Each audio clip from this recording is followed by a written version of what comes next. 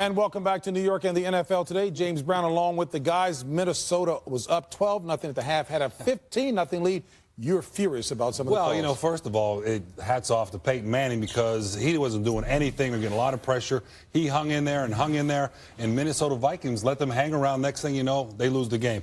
But on 3rd and 5 with Tavares Jackson back there, they have 2 tight ends, 2 backs, and they run the play up the middle. Right, they don't get the first down. That's kind of conceding the game to me. Next thing you know, Peyton Manning goes down and scores. You just can't play that way. You got to have confidence in your quarterback. Well, yeah, I mean, I would agree with that, but from the standpoint it is a tale of how important the quarterback position is. You have a Minnesota team that's got a running game, they got a defense, they don't have a quarterback they have confidence in, and it cost them a game.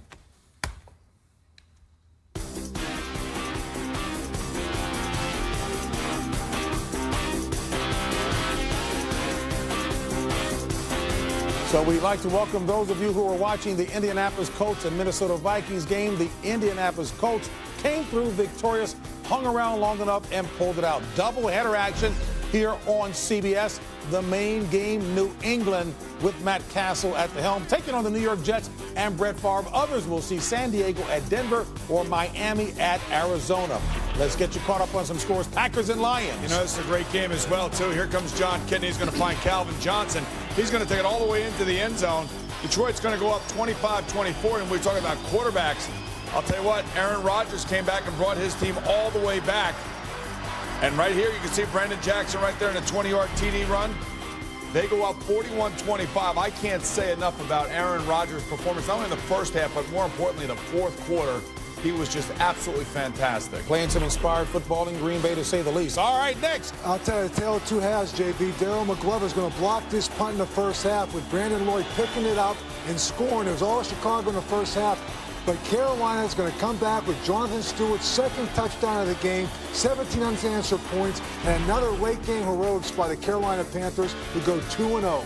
Snapping a streak of 4 consecutive home opening losses, Carolina victorious. All right, let's move along the scoreboard. Raiders and Chiefs. Hey, Darren McFadden here. Going to take this toss. 21 carries, $164, 1 touchdown. The Raiders had 300 rush yards. When you run the football like that, and here's Michael Bush to finish it off. 32-yard touchdown run as they run wild over the Kansas City Chiefs.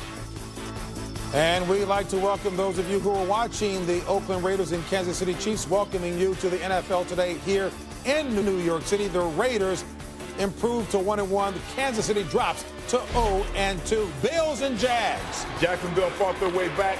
Pocket Hercules, Maurice Jones-Jr. ties the game up. But here, Trent Edwards, over the top.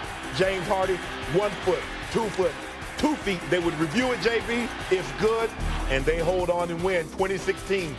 All right, Coach Cowher said the Bills would be a team to be contended with. Titans and Bengals. Well, take a look at the win. Oh, baby. Yeah, hold on now, JB. Our remnants of Hurricane Ike, guys, officially panic time in Cincinnati as they get blown out by the Tennessee Titans. I mean, this was about as ugly a performance as you could get from a team that was embarrassed the week before in Baltimore. A block punt by Keith Brooks, who's the starting linebacker on special teams.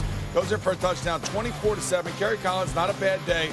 Bad day for Carson Palmer. Horrendous wind conditions. And Eli Manning, he had 3 touchdowns on the day. This is the Plexico burst.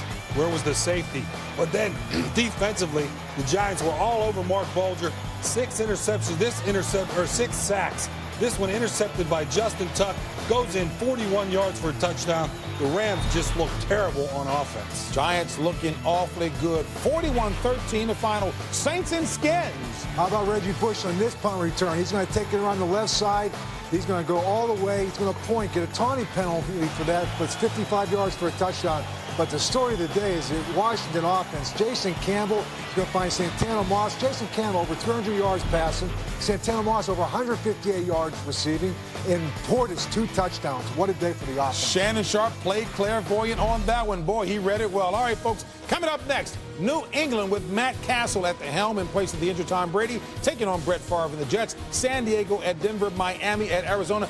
Big picture note, Coach, as you look at this New England-New York Jets game. Well, I think the bottom line right now for New England is they're going to sit there, going to use the respect factor, and I think that's going to be huge for them. It's all about defense for New England. Start fast, finish strong. All right, back at the halftime. Your game next.